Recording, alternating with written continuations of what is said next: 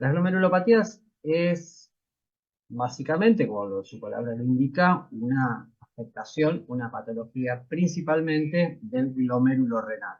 ¿Sí? Que, si ustedes recuerdan, de años anteriores, es la unidad estructural y funcional del riñón. Básicamente, ¿qué es lo que pasa en el glomérulo? Se produce el filtrado glomerular. Cuando esta estructura está afectada o alterada, aparecen toda una serie de problemas y dificultades que ahora vamos a ir. Para recordar muy someramente, el riñón tiene algunas características particulares. Si bien su función principal es la de eliminación de los productos de desecho, digamos, por la orina, tiene funciones muy importantes en la homeostasis, en la regulación de los equilibrios hidroelectrolíticos, en la osmolaridad, en el equilibrio ácido-base. Esto ya les digo, les voy a dejar para que ustedes lo puedan revisar nuevamente, porque está bastante completo en algunos aspectos. Igualmente es una línea general. Después tienen que agarrar. Tiene también una función hormonal. Por un lado, si ustedes recuerdan, tiene la producción de renina, que es activa a través del eje sistema renina-angiotensina-aldosterona y tiene que ver con la retención de sodio y agua para principalmente elevar la presión arterial, ¿no? A una disminución de la presión, se desencadena, se libera renina y activa todo este eje, y lo que termina produciendo es, a nivel del túbulo distal, una retención de sodio y agua que aumenta la volemia y vuelve a aumentar la presión arterial. Pero también tiene producción de calcitriol, que actúa en la regulación del calcio, y de eritropoyetina, que es muy importante porque es un estimulante de la producción de eritrocitos. Y también tiene una acción en el metabolismo de los azúcares, la glucemia, y tiene una función, en este caso, hiperglucemia. O sea que estas son algunas de las funciones principales del riñón. Para que recordemos algo de la estructura, recuerdan que tiene una corteza y una médula. Todos los nefrones están en la corteza, y básicamente lo que va sucediendo es que el sistema de túbulos están en la médula, en distintas estructuras, y que desagotan o terminan en las papilas. Y aquí comienza el sistema excretor.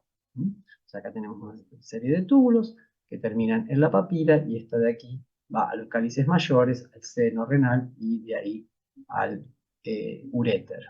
Y ese es un poquito el mecanismo el circuito que recorre la orina desde su formación hasta su excreción. Cuando uno revisa esta estructura, bueno, esto es un poco lo que veíamos, lo que comentaba recién. O sea, nosotros tenemos el recorte de la corteza, esquema. En este recorte vamos a tener parte de la porción proximal y de la porción distal del nefrón, y la médula, básicamente, tiene el sistema de conducto. Por un lado, el asa de Henle, y después los tubos colectores que terminan en la papila, cálices menores y ¿recuerdan algo de esto? ¿O ya lo sabían todo? ¿O digamos, está bien que lo refresquemos? No me acuerdo, profe. Está bien que lo digas de nuevo. Ok, vale. Acá tenemos el esquema visto de otra forma. Básicamente el filtrado, y ahora ya lo vamos a ver mejor. El sistema del glomérulo, la parte del tubo contorneado proximal, el asa de Henle, el túbulo contorneado distal, y después comienza el tubo colector. Ese es el esquema del nefrón. Y esta es la porción que está en la corteza y esta es la porción que está en la médula. Había un sistema, un aparato que se llama, que es el aparato glomerular, que vamos a ver que se ubicaba entre el espacio entre las dos arterias, no arteriolas, la aferente y la eferente. Ese espacio se llama mácula densa. Acá tenemos un poquito más de cerca, esquematizado, el glomérulo en sí. El glomérulo tiene entonces una arteriola aferente, por donde entra la sangre, y esto, si ustedes recuerdan, es todo un ovillo. Es un capilar que tiene forma está todo, digamos, apretado, conformando un ovillo por el que pasa la sangre, y esa sangre vuelve a salir por la arteriola eferente. Acá estamos viendo un corte, ¿no? Esos capilares son capilares fenestrados y están revestidos por la parte interna de la cápsula de Bowman. Esa cápsula de Bowman tenía una parte que recubre el capilar y tenía una cápsula externa. Entonces, el espacio que tenemos ahí, que es el espacio urinario, el espacio de Bowman, es a donde pasaba lo que se filtra. O sea, la filtración se produce entre lo que está dentro del capilar y el espacio de Bowman. Este es el sentido de lo que se filtra. Básicamente, la orina es eso, es un filtrado de la sangre o del plasma. Entonces acá lo que tenemos, y la estructura que es importante a tener en cuenta, es que por un lado tenemos las luces capilares revestidas por los endotelios. Vamos a tener la membrana basal y eh, los podocitos, que son como los pies de esas células epiteliales que recubren al capilar. Y la membrana o la barrera de filtración está constituida por eso, básicamente por esta estructura. Es decir, entre el endotelio y los podocitos tenemos la membrana, que es la principal barrera de filtración. La orina se deposita en este espacio y sale por el tubo contorneador proximal. Acá tenemos el aparato juxtaglomerular, que tenía un mesangio extraglomerular y una matriz mesangial, que es la que ya les decía, está en el sector que une la arteriola aferente y la arteriola eferente. ¿Recuerdan ahora un poco más esta estructura?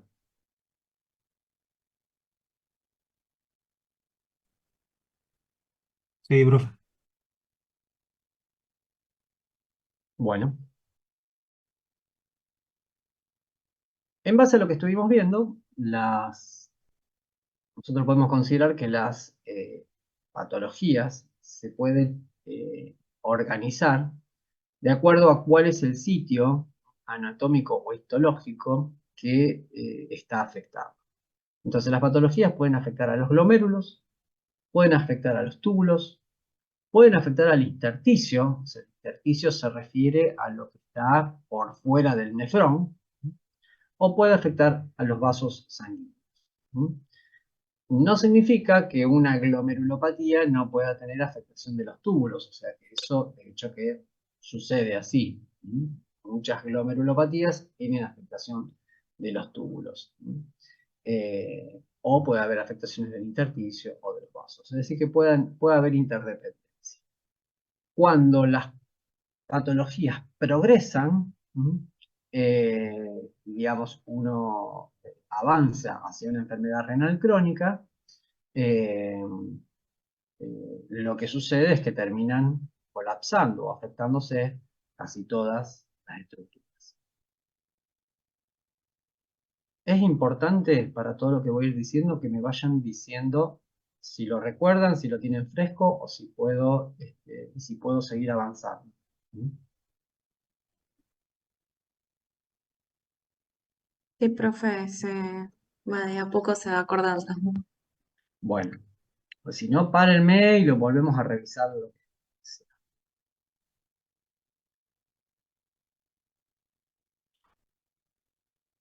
Las patologías en general, ya nos vamos a ir localizando más en el glomérulo, y vamos a ver un poquitito de los túbulos, porque las otras patologías, bueno, después al final lo vamos a ir comentando, tienen una expresión clínica, o sea, se manifiestan de una forma determinada. A veces de una, a veces de otra, o a veces combinan.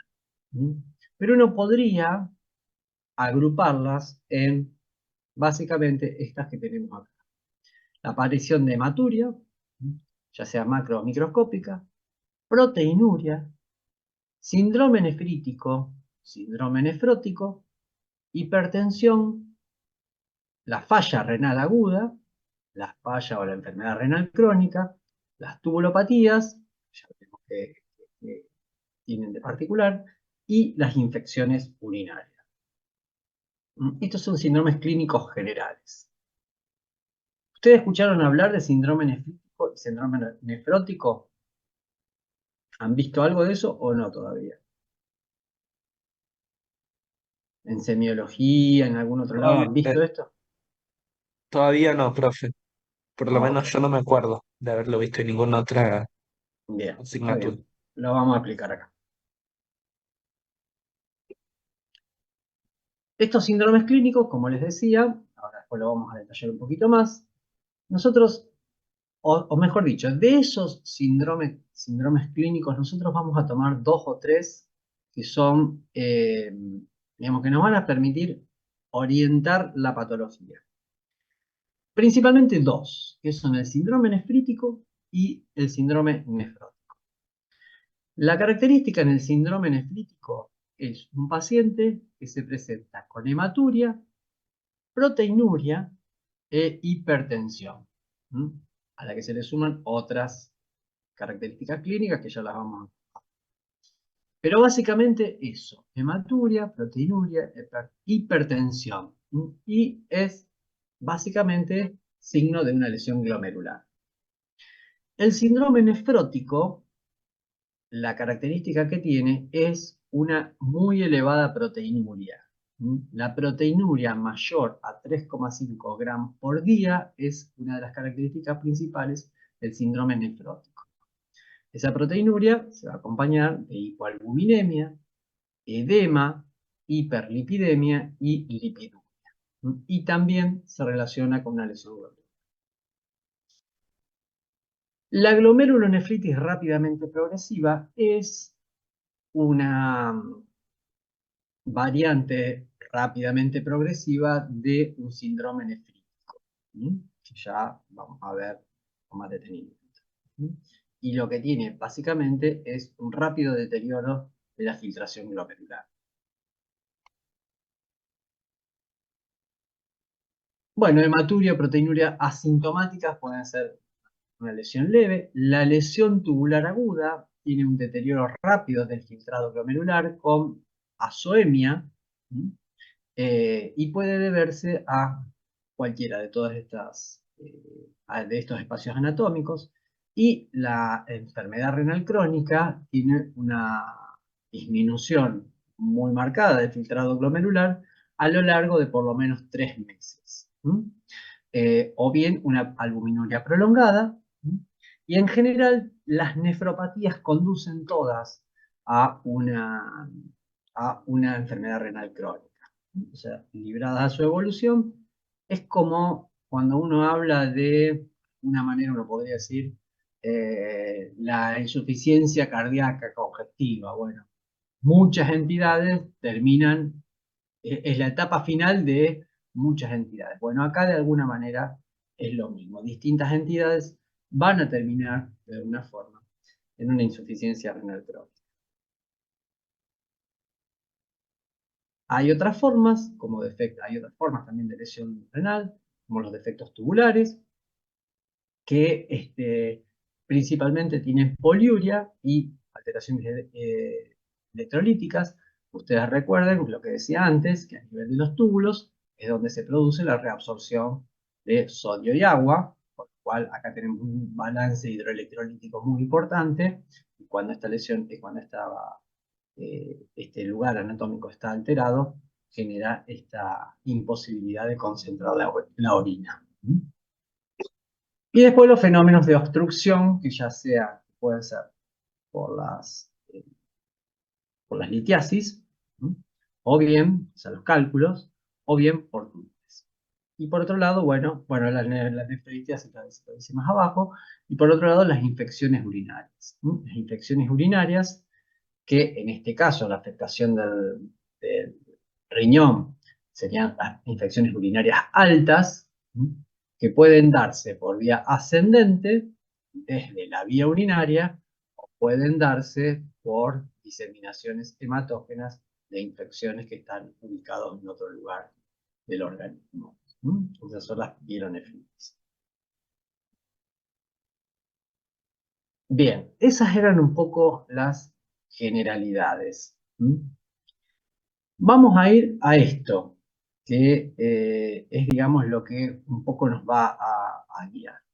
Nosotros vamos a tener dos grandes síndromes clínicos. Uno es el síndrome nefrótico, que lo que uno debe tener en cuenta en el síndrome nefrótico es que el signo principal o cardinal de esto,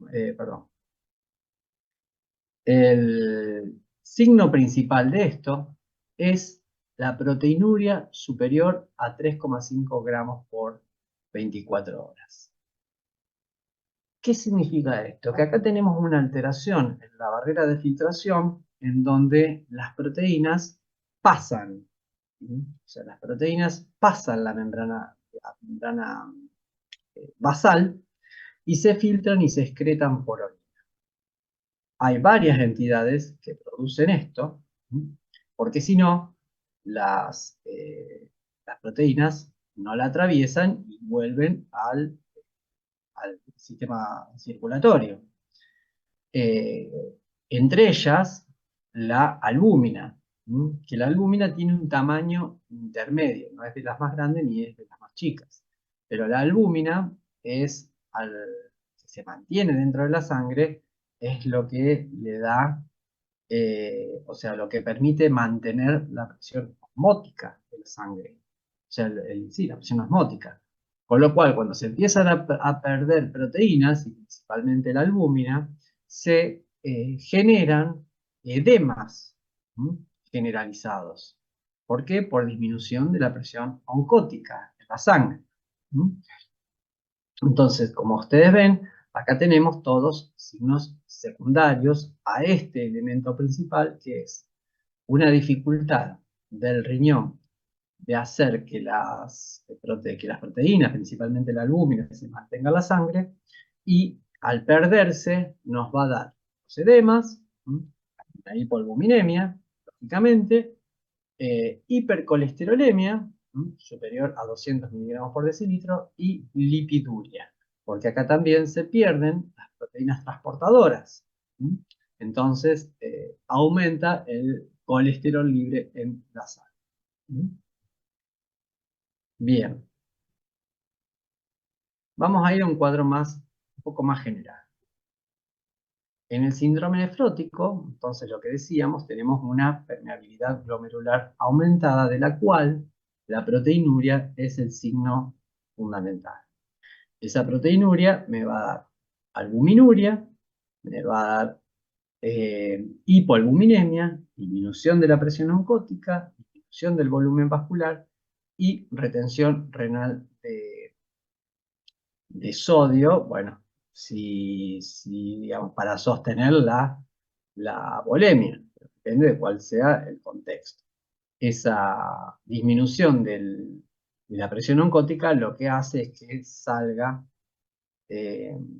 líquido, que el líquido se filtre afuera de los tejidos y provoque edema en distintos sitios. Bastante característico hay edemas en miembros inferiores, pero sobre todo el edema renal es muy característico porque se produce edema a nivel de los párpados. Eso es bastante particular del edema renal. Por otro lado, la pérdida de, fíjense cómo va afectando a los distintos órganos intestinales, ¿no? Pero también hay un estado de hipercoagulabilidad, por un lado porque al disminuir la presión oncótica, hay un aumento de las síntesis hepáticas de procoagulantes como el fibrinógeno, y por otro lado hay pérdida de inhibidores de la coagulación, por lo cual hay un fenómeno de hipercoagulabilidad con tromboembolia.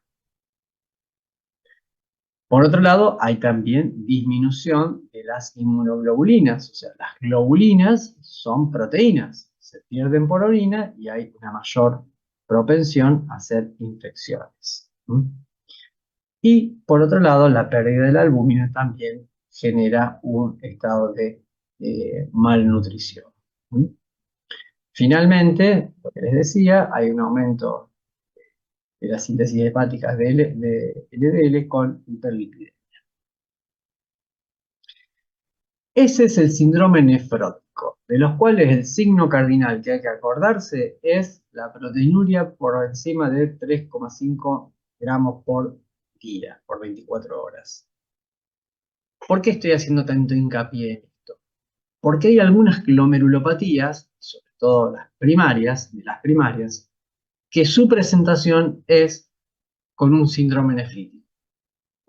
Y hay otro grupo de glomerulopatías cuya presentación principal es con un síndrome nefrótico. Son los dos grandes síndromes con los que se manifiestan estas patologías. Entonces nosotros cuando las vamos a agrupar, para poder entenderlas, vamos a tener que agrupar la glomerulopatía con el síndrome clínico que se presenta. ¿Por qué? Porque en sí, como patrones histológicos o morfológicos, muchas no son, digamos, pueden presentar más de una manifestación. Entonces, o más de una expresión. Entonces, para que uno las pueda agrupar y darle cierto orden, ¿cómo las dividimos? De acuerdo a cuál es su forma de presentación. Si se presentan con un síndrome nefrítico o si se presentan con un síndrome nefrótico. El síndrome nefrítico tiene como elementos principales lo que habíamos dicho antes: hematuria, edema e hipertensión arterial, que se acompaña de oliguria, proteinuria, pero menor a 35 grados, 3,5 grados por día, o sea, esta no es el rango nefrótico. El nefrítico tiene una menor excreción de proteínas. Sí tiene hematuria, edema palpebral, hipertensión arterial, y aparecen cilindros hemáticos.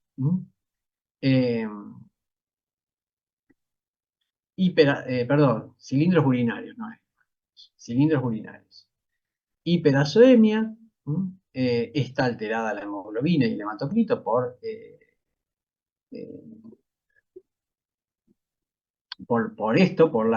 la eliminación por la retención de líquidos, y hay una disminución de la tasa de filtración glomerular.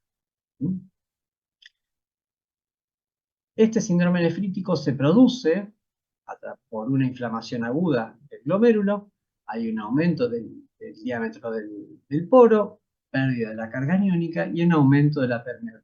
Esto es lo que da la proteinuria. El daño capilar lo que hace es que haya hematurias con cilindros, con cilindros de glóbulos rojos, ¿no? Hay una hipercelularidad glomerular, porque ahora vamos a ver la entidad. Esta es la expresión clínica. Ahora vamos a ver las entidades. Que se manifiesta por una disminución del filtrado glomerular. Cuando hay una disminución del filtrado glomerular, lo que uno va a tener rápidamente clínicamente es una menor excreción de orina. Por eso estos pacientes son oligúricos. Al haber una menor excreción de orina, hay una azoemia, o sea, un aumento del ácido úrico en sangre. ¿Mm? Y esta disminución del filtro glomerular lo que hace es un aumento de la retención de sodio y agua que puede llevar a hipertensión arterial y edemas. ¿Mm?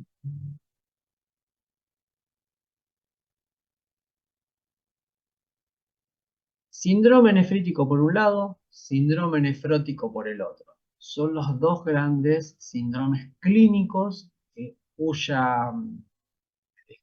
son expresión del global de glomerulopatías. O sea, en general, uno las puede dividir en ese sentido. Se expresan con tal síndrome o se expresan con el otro.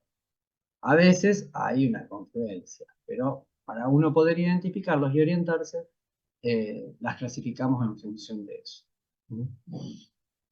Entonces ahora para ver las glomerulopatías en sí, vemos que estas entidades son un grupo muy heterogéneo, de enfermedades o de patologías, que pueden afectar a los glomérulos, ya sea específicamente a los glomérulos o que pueden tener afectación de otros sectores del órgano. ¿Y cómo uno puede ir dividiendo estas lesiones glomerulares? La primera idea es que estas lesiones glomerulares pueden ser focales, cuando afectan solamente a algunos glomérulos, o puede ser difusa cuando afectan a todos los glomérulos. Y pueden ser segmentarias, cuando afectan una parte del glomérulo, o pueden ser globales si afectan a todo el glomérulo. Esa es como está distribuida la lesión en el glomérulo. Una de las características que podemos tener es el de hipercelularidad.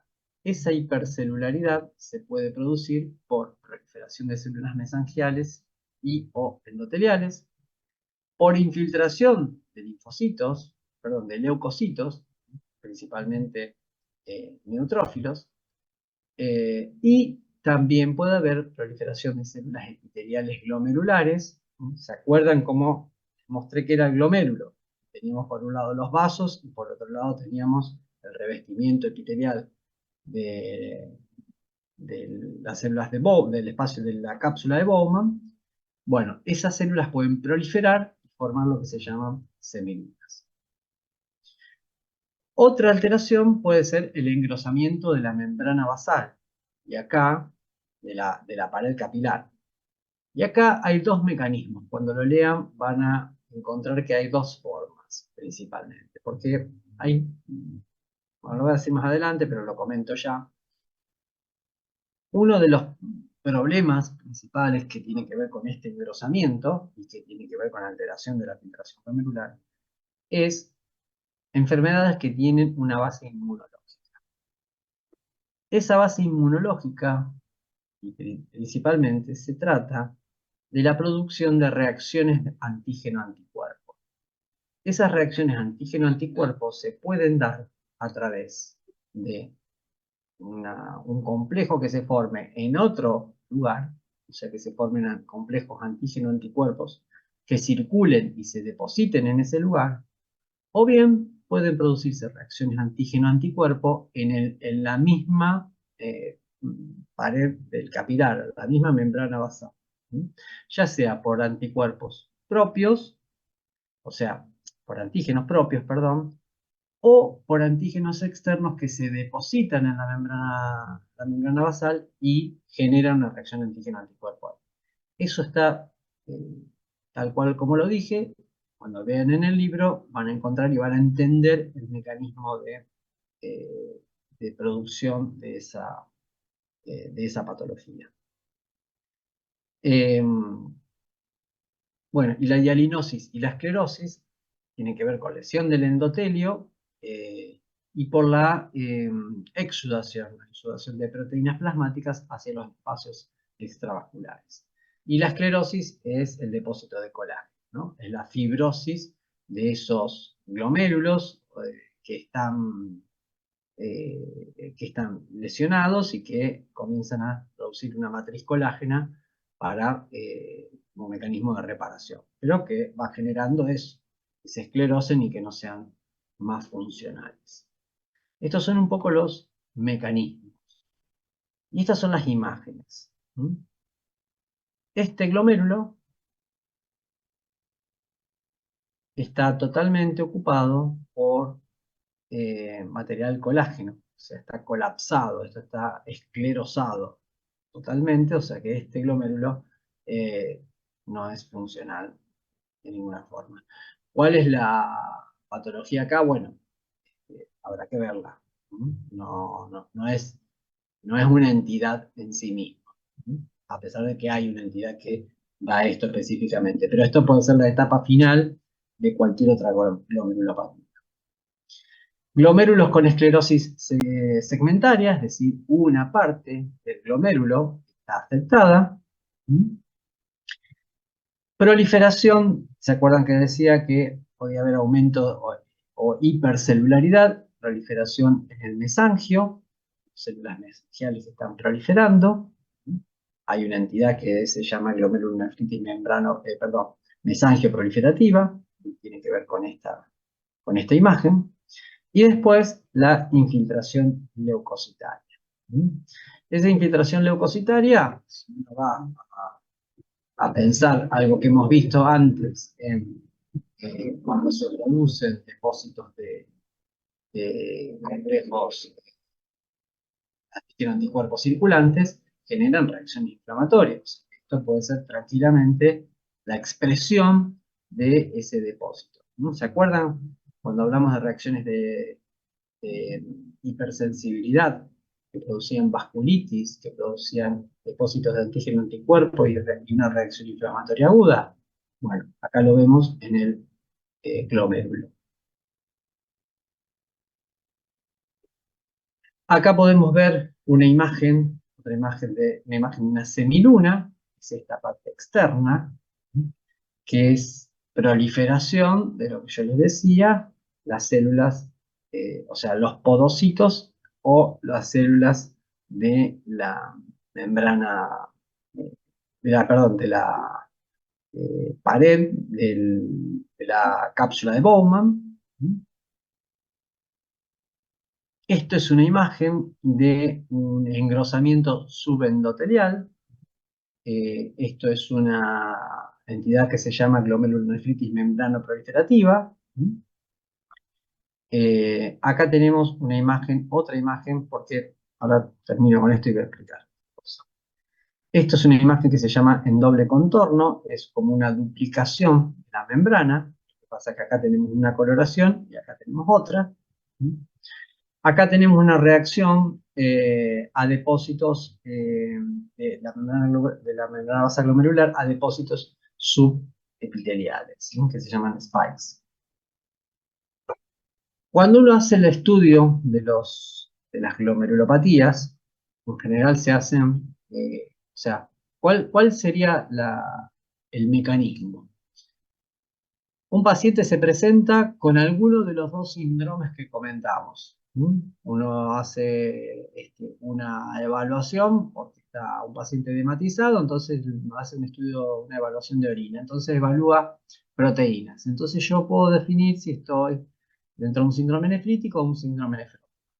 Y esos pacientes, el paso siguiente es hacerle una punción renal.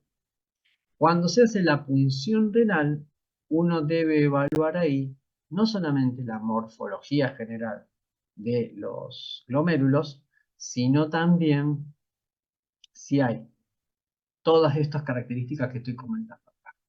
Si hay proliferación, si hay presencia de semilunas, si hay un engrosamiento subendotelial, si hay depósitos de sustancia. Bueno, por lo cual, cuando se hacen esos análisis, se utilizan varias técnicas.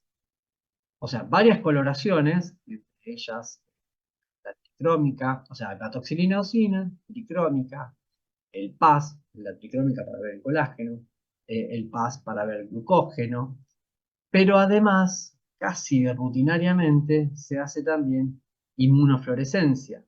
La inmunofluorescencia, uno con la inmunofluorescencia, puede ir a buscar si hay depósitos de inmunoglobulinas, como podría suceder en una reacción de tipo antígeno-anticuerpo.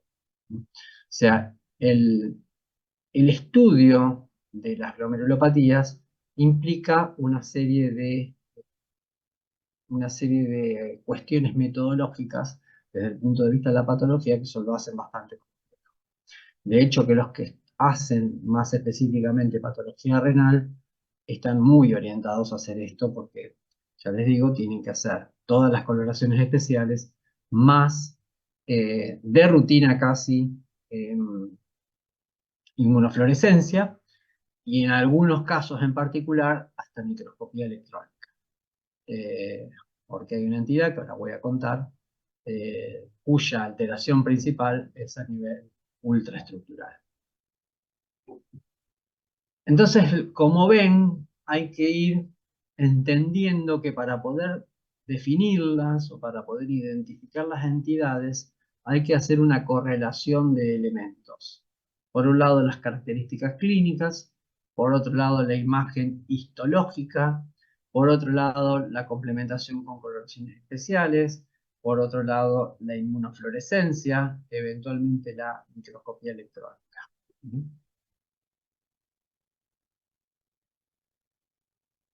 Lo otro importante a decir es que, así como uno hace una primer clasificación de las glomerulopatías y las divide en si son, si se manifiestan con un síndrome nefrítico o un síndrome nefrótico, también uno tiene que tener en cuenta que las glomerulopatías pueden ser una entidad primaria, es decir, darse específicamente o como una lesión primaria en el glomérulo, o pueden ser manifestación secundaria de otra entidad. Eh, de hecho, que hay varias entidades, algunas de las que son eh, de tipo inmunológica, como por ejemplo el lupus eritematoso, cuya manifestación más grave y más importante está a nivel de riñón. Las vasculitis pueden ser, las vasculitis por hipersensibilidad pueden tener una afectación renal. Entonces uno las puede dividir primero, si son, si se presenta con un síndrome nefrítico o con un síndrome nefrótico, después si son primarias o secundarias. Y de ahí en más, uno empieza a subclasificarlas para tratar de definir la entidad. Acá tenemos que algunas, bueno, mecanismos inmunitarios, muchas tienen una base inmunitaria de producción, ya sea las primarias o en las secundarias. Y en estos mecanismos, lo que le estaba diciendo antes, tenemos lesiones mediadas por reacciones antígeno-anticuerpos circulantes, lesiones producidas por depósitos de inmunocomplejos en el lugar, es decir, cuando no es que están circulando en sangre, sino que la inmunoglobulina se dirige contra algún antígeno que está en la membrana basal. Bueno, depósitos de inmunocomplejos circulantes, lesiones mediadas por elementos que sean tóxicos, citotóxicos, lesión mediada por inmunidad celular. Hay algunas lesiones, por ejemplo, en los rechazos de trasplante que se dan por linfocitos T. Y también puede haber lesiones por activación de la vía del complemento, principalmente del C3, depósitos de C3 a nivel de la membrana basal. O sea, la base inmunológica está muy presente en esta patología.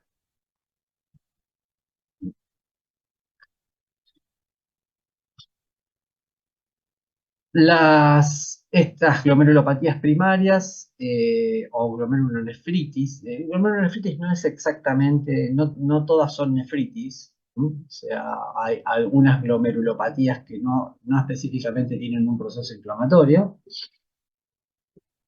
Ahora sí hablamos de en este caso de las glomerulonefritis primarias, las podemos dividir en proliferativas y no proliferativas. ¿Cuándo son proliferativas? Cuando hay aumento del número de algunas células glomerulares, y no proliferativas cuando no tienen aumento. Acá hay varias entidades que ahora las vamos a mirar, las vamos a revisar nuevamente. Bueno, las secundarias son, ya les digo, efecto de alguna enfermedad sistémica, ¿no? Una enfermedad general, que puede ser de origen inmunitario, como decía, como el lupus eritematoso sistémico, puede ser de causa metabólica, la más común, digamos, la primera que aparece es la diabetes, ¿no? Eh, o bien algunas entidades hereditarias que tienen una lesión glomerular secundaria.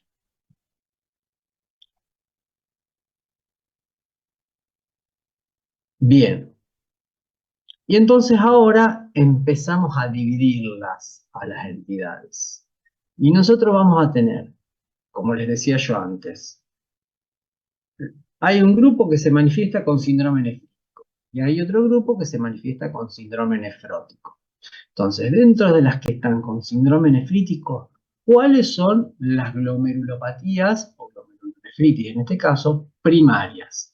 Bueno, acá tenemos nefropatía por cambios mínimos, la glomerulonefritis esclerosante y focal, la glomerulonefritis membranosa, la glomerulonefritis membranoproliferativa, y bueno, después algunas más infrecuentes como la nefropatía policial, xenopus.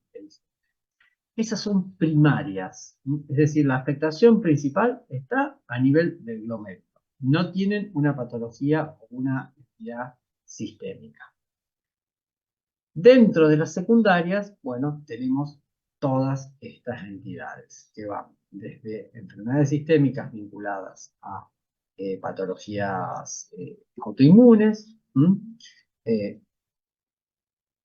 bueno, el Goodpasture, vasculitis, la púrpura de Sjögren's, bueno, toda una serie de entidades autoinmunes, patologías metabólicas, algunas enfermedades infecciosas, neoplasias, fármacos y algunas misceláneas.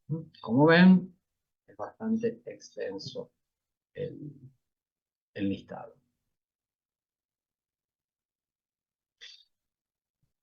El síndrome nefrítico, que tenía las características que habíamos dicho antes, uno síndrome nefrítico, lo primero que yo por lo menos lo primero que asocio un síndrome nefrítico es con hipertensión. Eso hay que tenerlo muy, muy claro. Y síndrome nefrótico principalmente con proteína.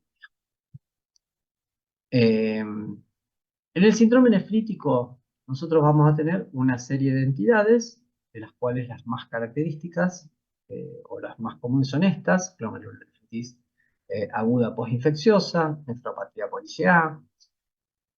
Bueno, salteo o nombro las más frecuentes: la púrpura de Sjögren-Henoch, la nefropatía lúpica. Acá están mezcladas primarias y secundarias, ¿no? Y están divididas en grupo de edad, porque ese es la otra gran división. Paso porque total esto después lo van a poder ver. Lo que sí, tengan en cuenta que, por ejemplo, hay algunas entidades que se pueden presentar o como síndrome nefrítico o como síndrome nefrótico. Por ejemplo, acá la púrpura de Sjögren-Henoch también se podía presentar como un síndrome nefrótico. Acá tenemos un resumen de entidades primarias que vuelvo a lo que estaba diciendo antes. Bueno, acá no está esa subdivisión, pero lo otro que debemos agregar para poder ordenar un poco el tema es la edad.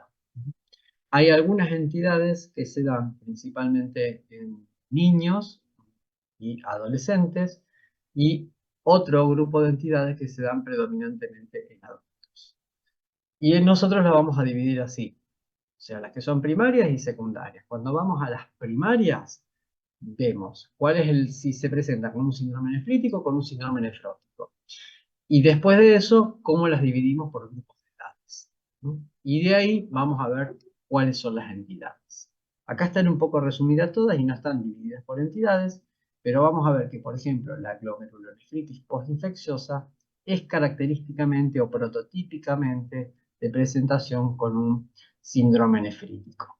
Entonces, acá no debe evaluar cuál es la presentación clínica más frecuente, cuál es la imagen que uno encuentra al microscopio óptico, que es la de una proliferación endocapilar difusa y un infiltrado leucocítico, porque el mecanismo acá por el que se produce son antígeno-anticuerpos, ya sea, en general son inmunocomplejos circulares, pero pueden darse también por antígenos implantados en la membrana basal, con lo cual acaba de generar una reacción inflamatoria. Por eso voy a tener un infiltrado leucocítico. ¿Sí? ¿Cuál es el patrón que encuentro en la microscopía de fluorescencia? Que son los depósitos, en este caso granulares, de IgG y C3, en la membrana basal no medular y en el mesangio, e IgA granular puede estar en algunos casos. Y después la imagen a la microscopía electrónica, principalmente esto que se llama jorobas subepiteliales. Ya voy a aclarar, voy a hacer algún punto sobre esto, pero este cuadro es interesante. En cambio, este síndrome se da principalmente en chicos y adolescentes. La glomerulonefritis postinfecciosa es principalmente, o más frecuentemente, o característicamente de niño y adolescencia. Presentación síndrome nefrótico. Por el lado de síndrome nefrótico, la enfermedad con cambios mínimos es la más característica de presentación en niños. No se sabe muy bien cuál es la causa, pero sí esto es la lesión a nivel de los podocitos. Cuando uno va a mirar el microscopio electrónico, el microscopio óptico no tiene alteraciones. Tampoco hay alteraciones a nivel del microscopio de fluorescencia, porque no hay depósitos de ninguna sustancia o ningún elemento relacionado con lo inmunológico que uno pueda marcar. Pero sí hay en el microscopio electrónico una pérdida de los podocitos. O sea, no hay depósitos, hay pérdida de los podocitos. Esto es característico, por lo cual esta entidad, que no tiene alteraciones microscópicas ni de inmunofluorescencia, necesitaría la utilización de microscopía electrónica para poder definirla o hacer diagnóstico. En adultos, uno de los más característicos de presentación como un síndrome nefrótico es la glomerulonefritis membranosa.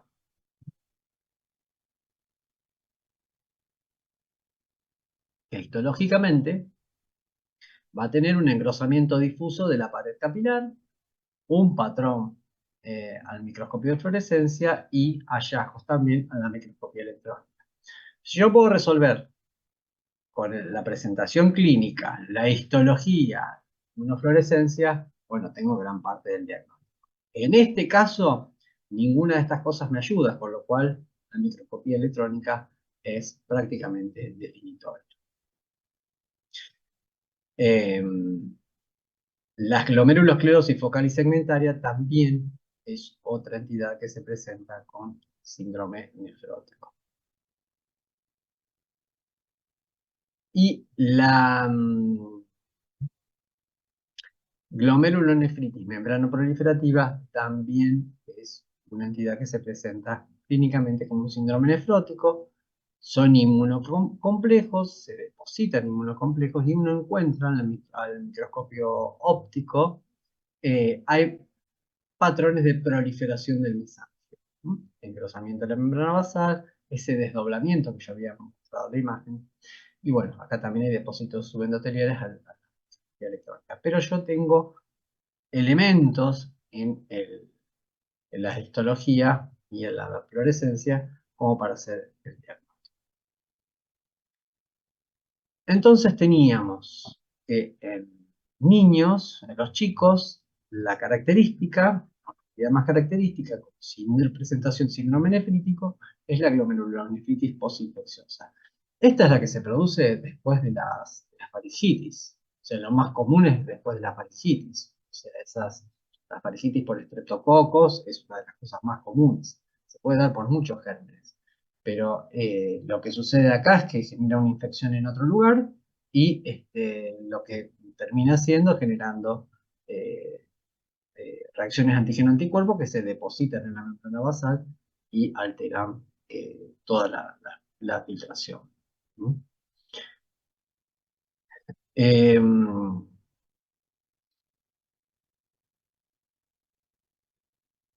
Bien. Bueno, acá hay digamos, un comentario ampliando un poquito lo que estaba comentando recién, porque como les dije antes, yo trato de dividir las entidades en si son glomerulopatías primarias o secundarias, si son de niños o si es un niño o si es un adulto. Eh, bueno, y si se presenta con un síndrome nefrítico o un síndrome nefrítico. Decía que la nefropatía por cambios mínimos se da principalmente en niños. ¿Mm? El 80% de los síndromes nefróticos en el niño se dan por esta entidad. ¿Mm? Se asocia con muchas otras entidades, pero no está bien definido. En principio se toma como algo primario. Y no hay alteraciones en la histología, con lo cual eh, el diagnóstico es principalmente por microscopía electrónica. Y tiene un buen pronóstico. En cambio, la glomerulonefritis postinfecciosa aguda se presenta también, principalmente en niños y adultos jóvenes, más común en hombres, y esto acá está lo que yo les decía, es una infección que se produce en otro lugar, en general son esas faringitis que no se tratan bien o que se prolongan en el tiempo y terminan generando reacciones antígeno-anticuerpo. Y ese depósito produce, o sea, la patogenia tiene que ver con eso, una expresión a través de un síndrome nefrítico, que puede evolucionar a una insuficiencia renal aguda. En la histología encontramos hipercelularidad global, células mesangiales y endoteliales por proliferación endotelial con neutrófilos, porque lo que se está dando acá, ya les dije, es principalmente una reacción antígeno-anticuerpo con un proceso inflamatorio asociado.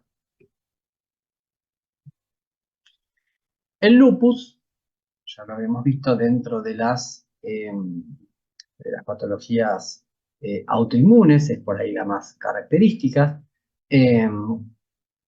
Hay producción de autoanticuerpos y formación de complejos inmunes. Generan en realidad un depósito en el glomérulo, la membrana basal, activa el complemento y llevan a daño tisular por citoquinas proinflamatorias, generando todo un proceso inflamatorio a ese nivel. La afectación del riñón en el lupus eritematoso es un poco el que marca la evolución de la enfermedad. Es decir, el cuadro la evolución se hace más compleja cuando en el lupus eritematoso hay afectación renal. Estos se estudian y se hace toda una clasificación histológica de acuerdo a los grados a los lugares de afectación y al grado en que están afectados. No voy a entrar en esto, esta clasificación está y es común y está en distintos lugares.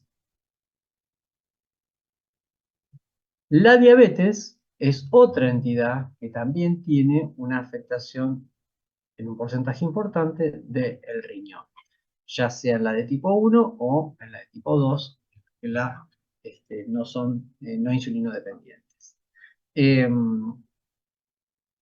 El principal tema acá es, eh, principalmente se presenta como un síndrome nefrótico y la alteración tiene que ver con algo que es común a la diabetes, que es la glicosilación no enzimática de las proteínas, y este es uno de los principales elementos que producen la alteración de la filtración glomerular y se manifiestan con un síndrome nefrótico.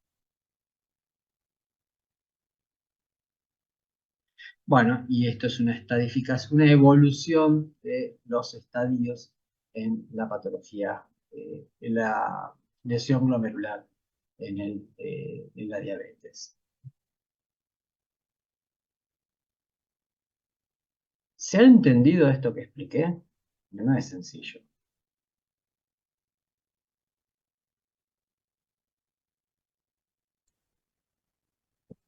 Sí, ¿se entendió?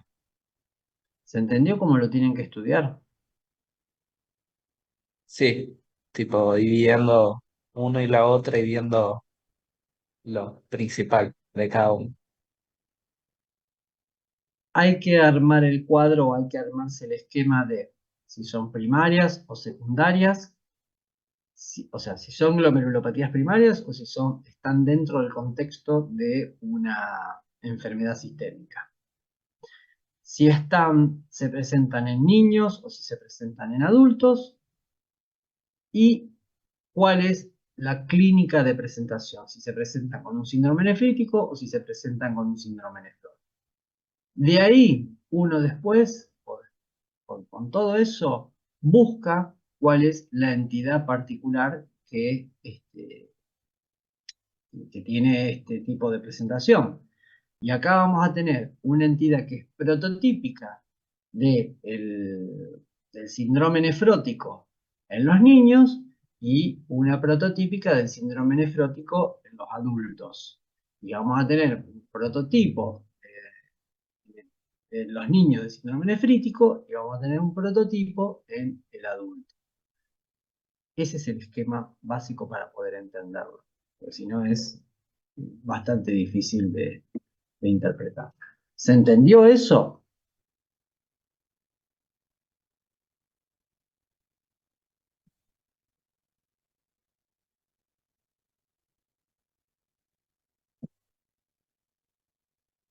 Vale, asumo que sí.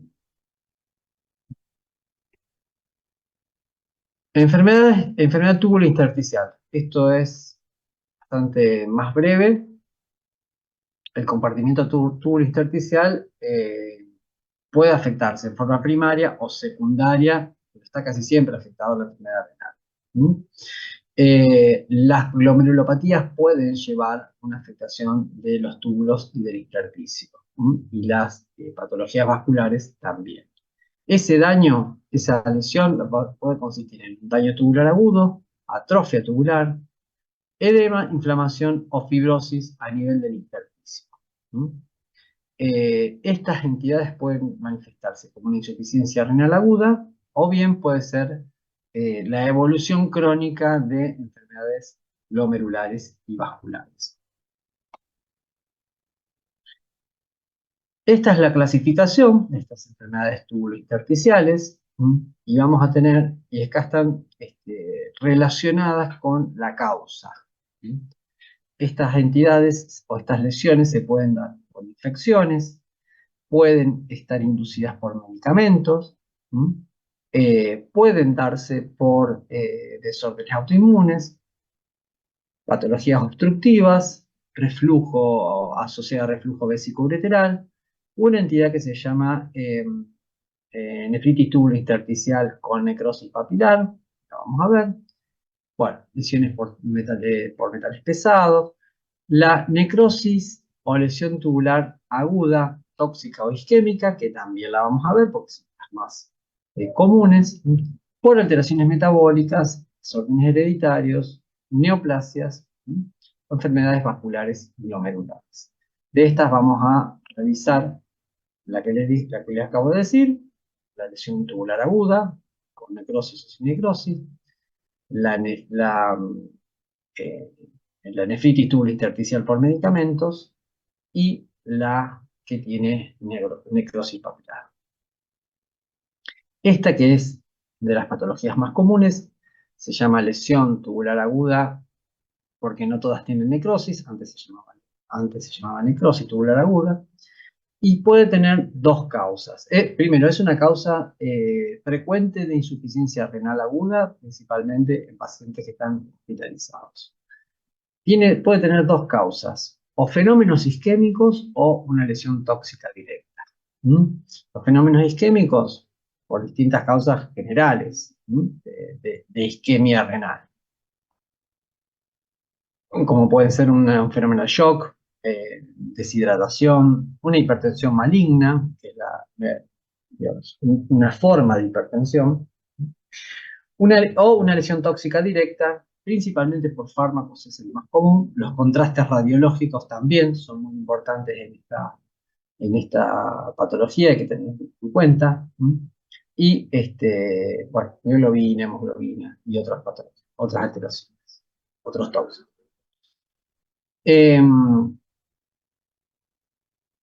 Las causas que subyacen son las lesiones tubulares, son lesiones tubulares reversibles e irreversibles, y los trastornos vasculares persistentes. Hay que tener en cuenta que estas células tubulares, las células epiteliales tubulares, son muy sensibles a la isquemia o a las toxinas. A la isquemia, sobre todo porque tiene una alta demanda metabólica, entonces el fenómeno isquémico lo que hace es necrosarlas, es primero lesionarlas y después necrosarlas. Y lo mismo las toxinas. Recuerden que en este sector es donde se produce toda la reabsorción de sodio y agua, parte del mecanismo de concentración de orina, y es también sensible a diferentes tipos de toxinas. Nosotros acá tenemos en un cuadro entonces que esta lesión tubular se puede dar por toxicidad directa o por fenómenos de vasoconstricción que produzcan isquemia.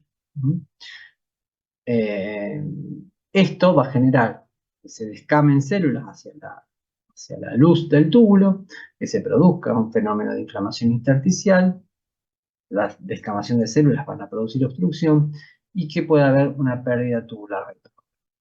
Ambos caminos llevan a una disminución del filtrado glomerular y a una reducción de la diuresis. La nefritis tubulointersticial se distingue de las glomerulopatías primarias porque no tienen un síndrome nefrítico o nefrótico. Tienen elevación del ácido úrico en sangre y tienen poliuria, es decir, hay una disminución de la diuresis, pérdida de sal y defectos en la excreción de ácido. Por eso esto termina con una acidosis metabólica.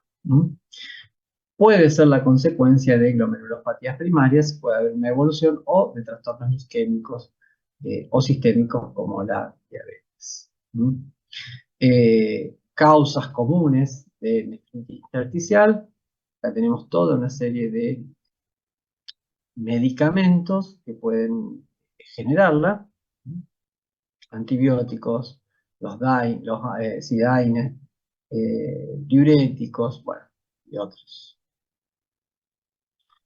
Y finalmente, la necrosis papilar aguda es que se puede producir principalmente por consumo de analgésicos o una pielonefritis aguda, o sea, un cuadro infeccioso, principalmente en diabéticos. Los diabéticos tienen una disminución de la de la inmunidad, con lo cual son propensos a tipo de infecciones, obstrucción del tracto urinario o un tipo de anemia que es células falciformes, pueden tener y pueden ser unilaterales o bilaterales.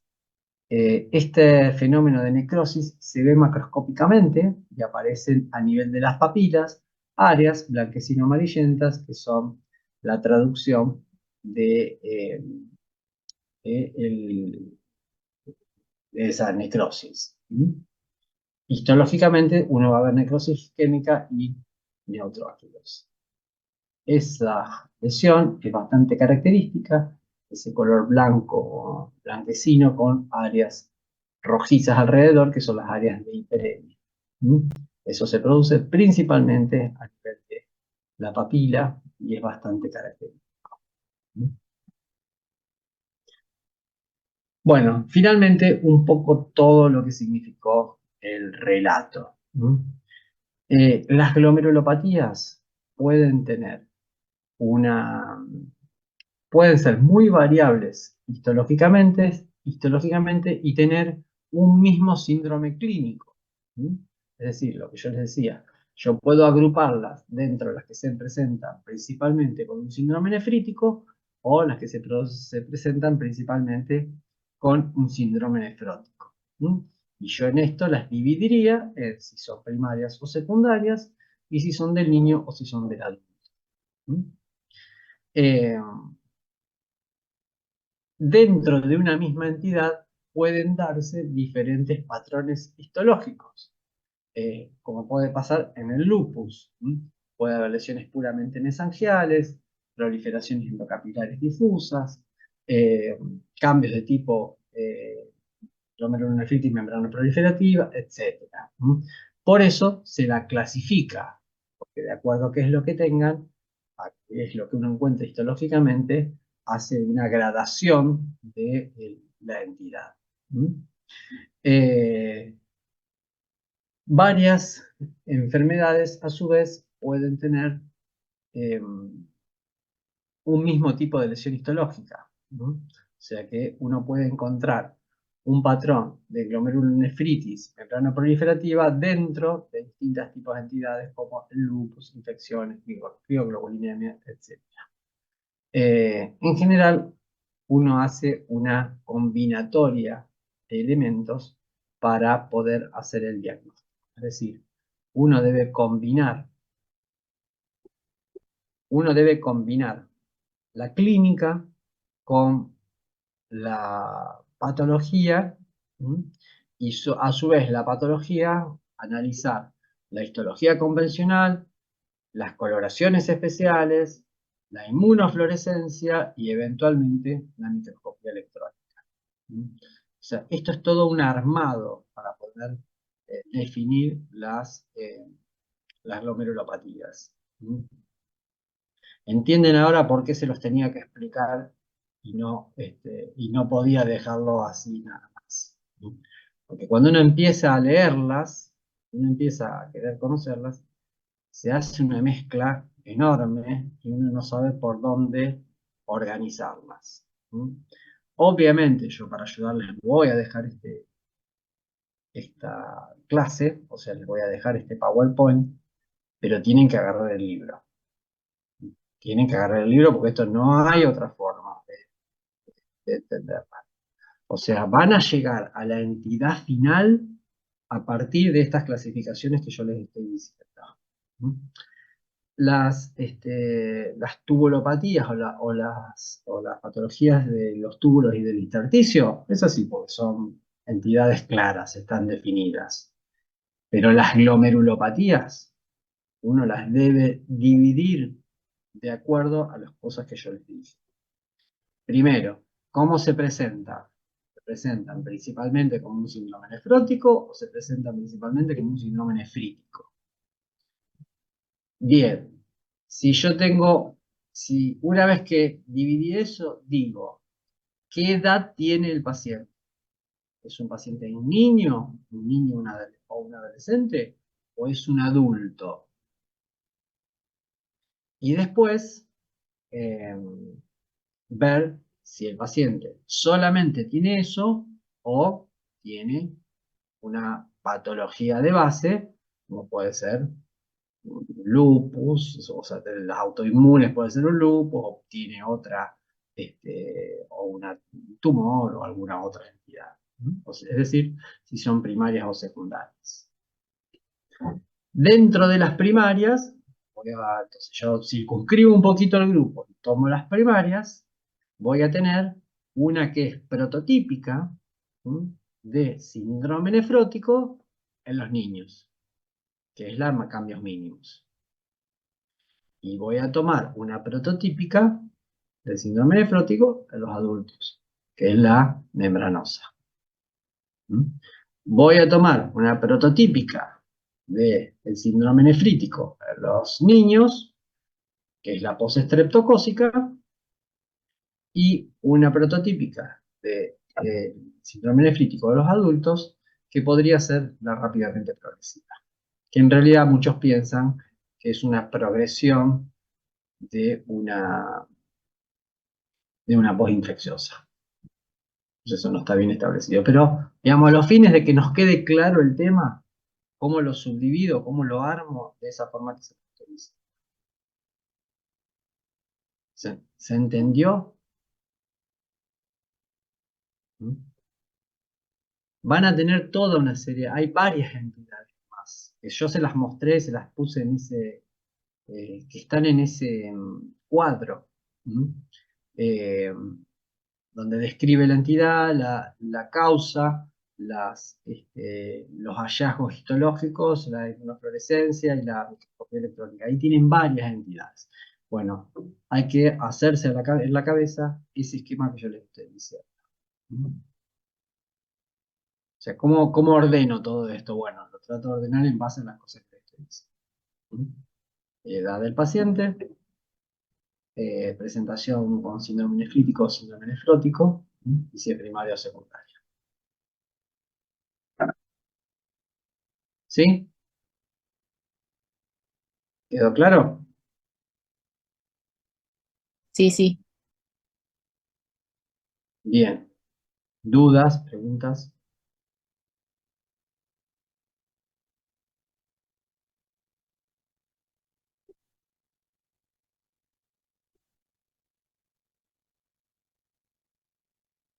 Está claro que el que no escuchó esto no va a tener idea de por dónde orientarse, ¿no? O sea, el que no escuchó esto que yo estuve explicando, quiero ver que estudie esa parte, que agarre el libro y se ponga a estudiar esto.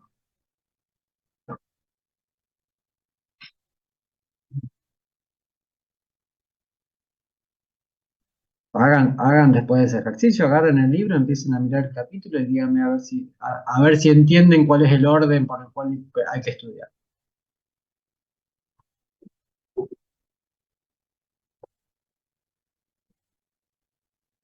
Bueno, los dejo descansar. Sigamos en esta lógica que yo no voy a tomar acciones colectivas por gente que actúe individualmente. Me parece que la mecánica y que tenemos que seguir sobre esta base de- de poder coordinar cosas cuando no están, cuando salimos de la rutina,